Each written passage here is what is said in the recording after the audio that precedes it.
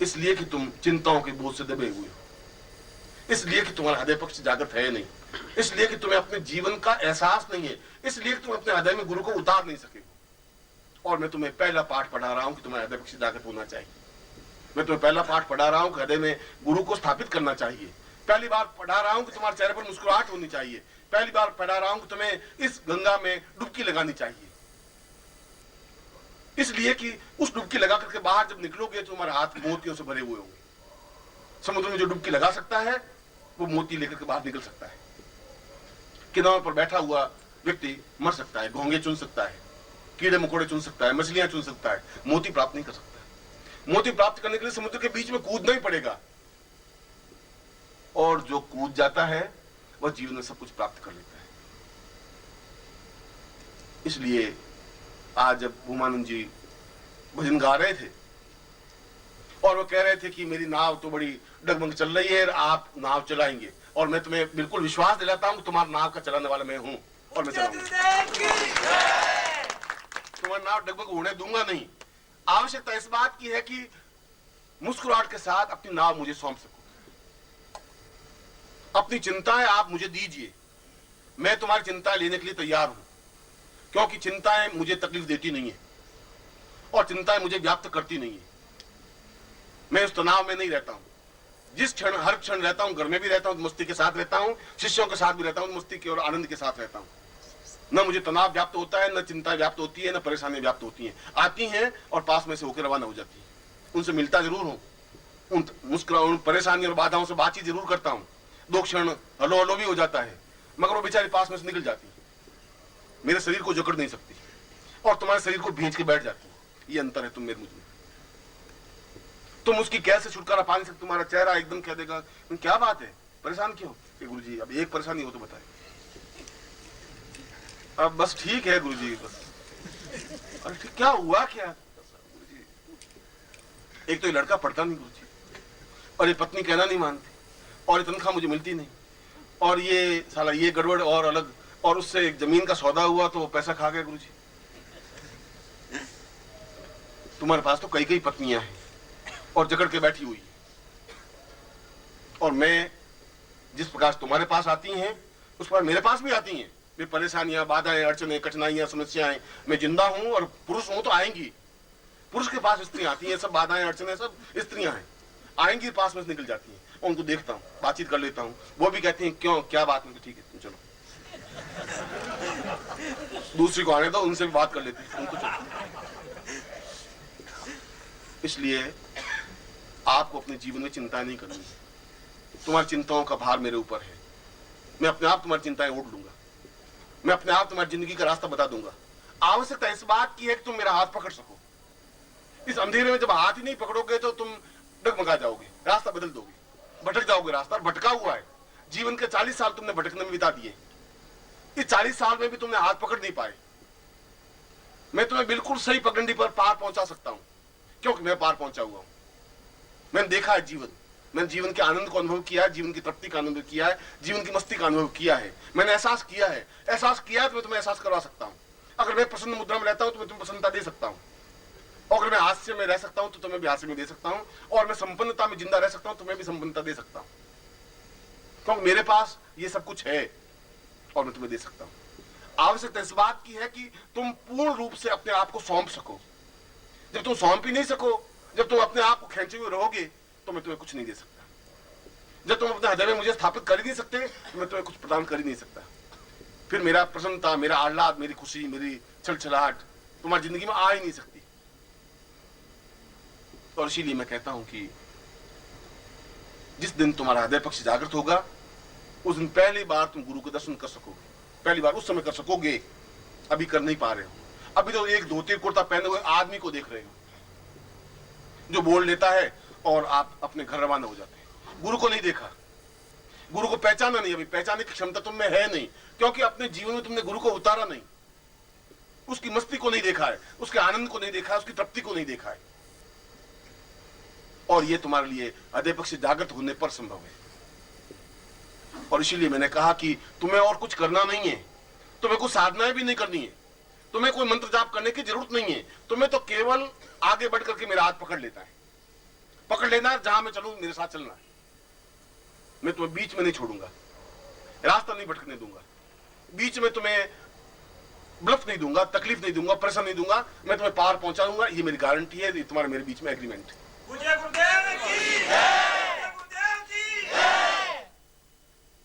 और मैं सोचता हूं कि इस बात के बाद तो अब ये सारी शंकाएं बेकार हो गई कि हम साधना कैसे करें, ये भी सारी शंकाएं बेकार हो गई कि मंत्र जाप कैसे करें, और ये भी सारी शंकाएं हो गई कि हम क्या करें, दक्षिण दिशा की ओर मुंह करें, पश्चिम दिशा की ओर मुंह करें। मैं कह रहा हूं तुम्हें कुछ करने की जरूरत है भी नहीं, मैं ऐसा कर सकता हूं। और अगर मैं ऐसा कह रहा हूं तो इसमें कोई घमंड का भाव तो नहीं है। ये तो गीता में कृष्ण स्वयं कह रहे हैं कि अर्जुन तो मुझे समझ ही नहीं रहा है, तो मुझे सार्थ ही समझ रहा है कि घोड़े चलाने वाला। मैं घोड़े चलाने वाला नहीं हूं, पूरे ब्रह्मांड को अपने आप में रखे हुए हूं। और हम सोचते हैं कि कृष्ण ने इतनी बात कही, इतना बड़ा घमंड क्या था।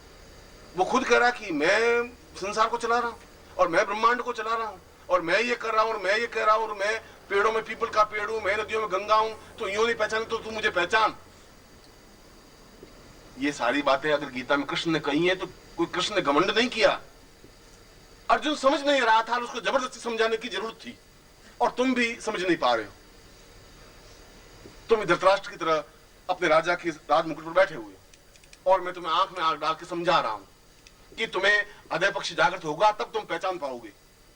जब उसका हृदय पक्ष विकसित हुआ अर्जुन का, तब उसने उठ करके गांडीव को हाथ में भी लिया, कृष्ण को प्रणाम भी किया, एहसास किया कि ये केवल सारथी नहीं है, ये केवल मैं मित्र ही नहीं है, ये अपने आप में षोडश कला पूर्ण भगवान श्री कृष्ण है। तब एहसास किया, और उस एहसास करने के लिए 300 श्लोक कृष्ण को बोलने पड़े कि तू मुझे पहचान, तू और कुछ मत कर, तुम्हें लड़ना नहीं है, ये महाभारत युद्ध तो मैं जीत लूंगा अपने आप, ये सब मरे हुए हैं, इनको तो मैं मार दूंगा, तू तो केवल खड़ा हो जा और मेरा हाथ पकड़ ले, ये सब कुछ मैं कर दूंगा।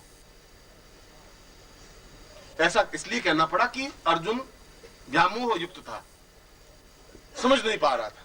और मैं तुम्हें भी वही बात कह रहा हूं कि तुम समझ नहीं पा रहे हो। तुम्हें साधना है तो मैं अपने आप सिद्ध करवा दूंगा, ये तो जिम्मेवारी मेरी है। तुम्हें संपन्न तो मैं अपने आप कर दूंगा, ये मेरी जिम्मेवारी है। मगर उस दिन, जिस दिन तुम मुझे पहचान लोगे, जिस दिन अपना हाथ मेरे हाथ में दे दोगे, जिस दिन मेरे कदम से कदम मिला करके चले चलोगे, जिस दिन अपने आप को पूर्ण समर्पण कर दोगे, फिर तुम्हारे जीवन में कोई कमी नहीं रह सकती। और ये जीवन की बहुत बड़ी साधना है, ये जीवन का बहुत बड़ा क्षेत्र है, जीवन का बहुत बड़ा कार्य है।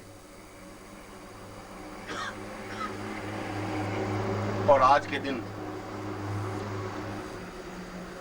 अपनी बात को तुम्हारे सामने व्यक्त करते हुए, क्योंकि आप मेरे शिष्य हैं, और शिष्य का तात्पर्य है नजदीक आना और नजदीक आना और नजदीक आना और नजदीक आते आते समा जाना, उसको शिष्य कहते हैं। और उपनिषद अगर कहा है तो उपनिषदों में ज्ञान का भंडार है, तो उपनिषद का मतलब है नजदीक आने की क्रिया। उपनिषद क्यों सीख रहे हैं हम?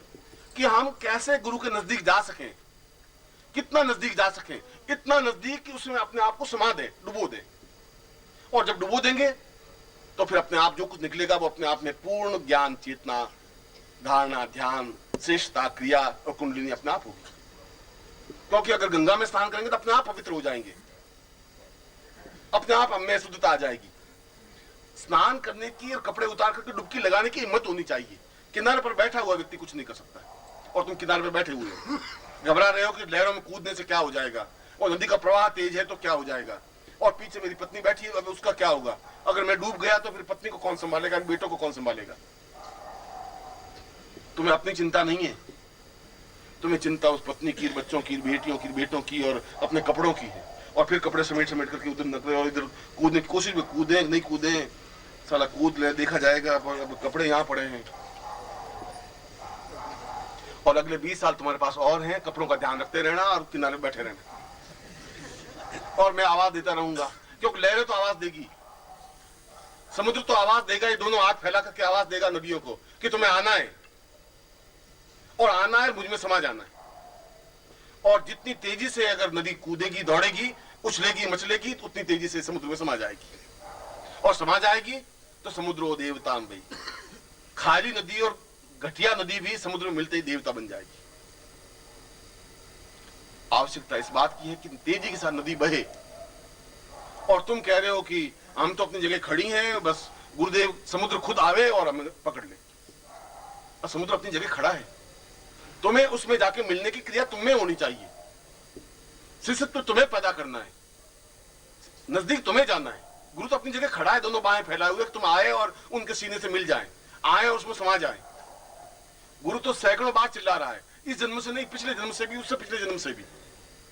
25 जन्मों का तुम्हारा मेरा हिसाब बीच में बाकी है, और 25 जन्मों में मैं चीखता हूं इसी ढंग से जैसा अभी बोल रहा हूं, और 25 जन्मों में तुम अपने कान बंद कर फिर आगे चले जाते। फिर तुम जन्म लोगे, फिर तुम गू मूत्र में, पिसाब में, टट्टी में लपेटे हुए 4 साल के, 5 साल के, 10 साल के होंगे, फिर 20 साल के होंगे, फिर 25, फिर रोते हुए मेरे पास आओगे। और फिर मैं तुम्हें कह रहा हूं, फिर तुम बर्बाद हो रहे हो, अपनी जिंदगी बर्बाद कर रहे हो। तुम्हारी ड्यूटी, तुम्हारा हाथ मुझे हाथ में सौंपना है, तुम इस प्रकार से अपनी जिंदगी बर्बाद नहीं करो। फिर मैं तुम्हें ये बात कहूंगा, ये 25 जन्मों से कहता आया हूं, शायद अगले 25 जन्म मुझे और कहने पड़े, मगर ये कब तक जीवन चलेगा? ऐसा कब तक होगा? किसी न किसी तुम्हें निर्णय लेना पड़ेगा, एक चिंतन लेना पड़ेगा, विचार लेना पड़ेगा कि मुझे इन समुद्र में कूद जाना है, या तो मैं पार निकल जाऊंगा या मैं डूब जाऊंगा। और जिस क्षण ऐसा चैलेंज लिया जाता है उस क्षण जीवन में पूर्णता आ सकती है। फिर तुम्हें साधनाओं के लिए भटकना नहीं पड़ेगा, साधना स्वयं हाथ जोड़ के सामने खड़ी मिलेगी तुम्हें। पुरुष के सामने स्त्री अपने आप विनय नम्रता खड़ी होती है, अगर तुम्हें पुरुषत्व है तो। कायर बुजदली है तो कोई खड़ी नहीं हो सकती, एक भी साधना तुम्हारे सामने हाथ जोड़ के खड़ी नहीं हो सकती। फिर लक्ष्मी और सरस्वती और देवी और जगदम्बा और अप्सरा और काले की कहीं घटने की जरूरत नहीं है। तुम्हें प्रखर व्यक्तित्व होना चाहिए, अपने आप तुम्हारे सामने साकार होंगी ही, होना ही पड़ेगा उनको, क्योंकि तुम्हारे शरीर में उस गुरु का खून बह रहा है जो अपने आप में पूर्ण है, सिद्ध है। तुम्हारे धमनियों में उसका रक्त प्रवाहित हो रहा है, फिर तुम्हारे हृदय में उसका हृदय जागृत हो रहा है, धड़कन दे रहा है। और जब ऐसा होगा तो वह, अगर उसके पास सब कुछ है तो तुम्हारे पास आएगा ही। अगर बाप के पास 1000 रुपए हैं और इकलौता बेटा है तो बेटे के पास सब चीजें आएंगी, क्योंकि उसके पास है, उसको देना ही है। उसको बेटा सपूत होना चाहिए, बाप से विनय करके प्राप्त कर ले, कमाने की जरूरत नहीं है। बेटे ने 1000 रुपए नहीं कमाए, बाप की संपत्ति अपने आप प्राप्त हो जाएगी अगर वो सेवा कर लेता है, अपने आप पुत्र कह देता है, अपने आप को समर्पित कर देता है। और तुम्हें भी साधनाओं के लिए कमाने की जरूरत नहीं है, साधना करनी है। अगर मैं कहूं तुम्हें करना है, मगर उसके लिए इतना व्यथित, इतना चिंता, तो इतना दुखी होने की जरूरत नहीं है। इसलिए जरूरत नहीं है कि तुम्हारा हृदय पक्ष जागृत होना चाहिए, और हृदय पक्ष जागृत होने के लिए बहुत जरूरी है कि तुम गुरु में लीन हो सको। इसलिए नहीं मैं गुरु हूं इसलिए मैं कह रहा हूं, इसलिए कि यदि कोई भी सक्षम और सजग और जिंदा व्यक्तित्व है, अगर गुरु जिंदा है, जिंदा का मतलब है कि जिसमें प्राण है, चेतना है, कहने की हिम्मत है, क्षमता है, जो चैलेंज को उठा सकता है, कह सकता है, वो जिंदा गुरु है। भगवे कपड़े पहनने से गुरु नहीं बन सकता, और गंगा के किनारे बैठने से गुरु नहीं बन सकता, और तुमसे 5 रुपए ऐंठने वाले गुरु नहीं बन सकते, और अपनी प्रशंसा करने वाले, फूलों का हार पहनने वाले गुरु नहीं बन सकते। गुरु तो कड़वा बोल सकता है, तुम्हें डांट सकता है, तुम्हें पकड़ सकता है, तुम्हें पार ले जाने के लिए परेशान हो सकता है, क्योंकि उसकी मंतव्य, उसका लक्ष्य यह है कि ये क्यों भटक रहे हैं, क्यों गड़बड़ है, समस्या क्या है, क्यों किनारे पर बैठे हुए हैं, क्यों नहीं डुबकी लगा देते हैं, क्यों नहीं छलांग लगाते हैं। ये व्यथा है उसकी, और ये व्यथा गुरु के प्रति रहेगी, क्योंकि तुम मेरी चेतना, मेरी प्राण, मेरी जिंदगी का अंश हो, मेरे हृदय की धड़कन हो। उन धड़कनों का, हजारों धड़कनों में तुम भी एक धड़कन हो, और प्रत्येक धड़कन जिंदा रहने के लिए जरूरी है। ऐसा नहीं है कि 5 धड़कनें नहीं हो और बाकी धड़कनें जिंदा रहे तो शरीर चल जाएगा, नहीं चलेगा। जो ये 5 धड़कनें बंद हुई, शरीर खत्म हो जाएगा। तो तुम्हारी प्रत्येक धड़कन मेरे लिए उतनी मूल्यवान है, चाहे ये धड़कन हो, चाहे ये हो, चाहे वो हो। ये धड़कनें जिंदा हैं तो शरीर चल सकता है, इसलिए आवाज देता हूं, इसलिए बार बार अपनी बात कहता हूं, इसलिए चेतना देता हूं, इसलिए अपने पिछले जन्म की तुम्हें याद दिलाता हूं, उससे पिछले जन्म की याद दिलाता हूं, क्योंकि तुम कहीं पर भी हो तुम्हें तो आना ही पड़ेगा, और नहीं आए तो किनारे पर तुम बैठे रहोगे। मैं अपनी बात तो कहूंगा ही, और गंगा के किनारे जाकर के भी प्यासे रह सको तो दोस्त तुम्हारा है, गुरु का दोस्त नहीं है। बादलों की गर्जना सुनकर के भी तुम्हारे हृदय में प्रसन्नता नहीं आ सके तो बादलों का कोई दोस्त नहीं है। और सूर्य प्रखर व्यक्ति से चमके और अपनी आंख बंद करके चलते ही रहो और रास्ता नहीं सूझे तो इसमें सूर्य का कोई दोस्त नहीं है, दोस्त तुम्हारा है। तुम्हारे जीवन की न्यूनता है कि तुम समझ नहीं पा रहे, सूर्य को पहचान नहीं पा रहे, उस बादलों की गर्जन को एहसास नहीं कर पा रहे, तुम वर्षा की फुहार का आनंद नहीं ले पा रहे। ये तुम्हारा ही जीवन का न्यूनता है, तुम्हारे जीवन की कमी है, तुम्हारे जीवन की विशेषता नहीं है। और इसीलिए जीवन का आनंद शिष्य बनने में है, जीवन का आनंद उपनिषद बनने में है, जीवन का आनंद नजदीक जाने में है। जीवन का आनंद उसमें समा जाने में है। और इसीलिए बार बार एक ही बात तुम्हारे सामने दोहरा रहा हूं। तुम अपने स्वार्थ से अलग हटके खड़े हो जाते हो कि गुरुजी मेरा ये काम होना चाहिए, लॉटरी निकलनी चाहिए, नहीं लॉटरी निकली तो गुरुजी बेकार है। आपको कहा था गुरुजी लॉटरी, क्योंकि मेरे पास कर्जा है 80,000 का, 1 लाख की लॉटरी निकल जाते चलेगा गुरुजी। और ये दूध का डिब्बा प्रसाद है, ये गुरुजी लीजिए, 5 रुपए का दूध का डिब्बा और तुम्हें चाहिए 1 लाख रुपए। बहुत होशियार गणित करने वाले बुद्धिमान हो। और 2 हाथ पकड़ करके दबा देंगे, गुरुदेव बस मैं ही पक्का शिष्य हूँ गुरुदेव, मैं समझ रहा हूँ तुमसे, तुम मुझसे छुपे हुए नहीं हो, तुम मुझे पहचानो नहीं पहचानो, मैं तुम्हें पहचानता हूं। क्योंकि तुम जिस क्षेत्र से आए हो वो तुम्हारा खुद का क्षेत्र है, उसमें ऐसा ही काम होता है, वहां ऐसी चापलूसी की जाती है, वहां ऐसे एक दूसरे को बात बहलाया जाता है। तुम उसी रास्ते से आए हो, यहां पर तो तुम्हें कुछ देने की जरूरत नहीं है, अपने हृदय पक्ष को जागृत करने की जरूरत है, अपने हृदय। ओम परम तत्वाय नारायणाय गुरुभ्यो नमः। ओम ह्रीं मम प्राण देह रोम प्रतिरोम चैतन्य जाग्रय ह्रीं ओम नमः। ओम भूर्भुवः स्वः तत्सवितुर्वरेण्यं भर्गो देवस्य धीमहि धियो यो नः प्रचोदयात्।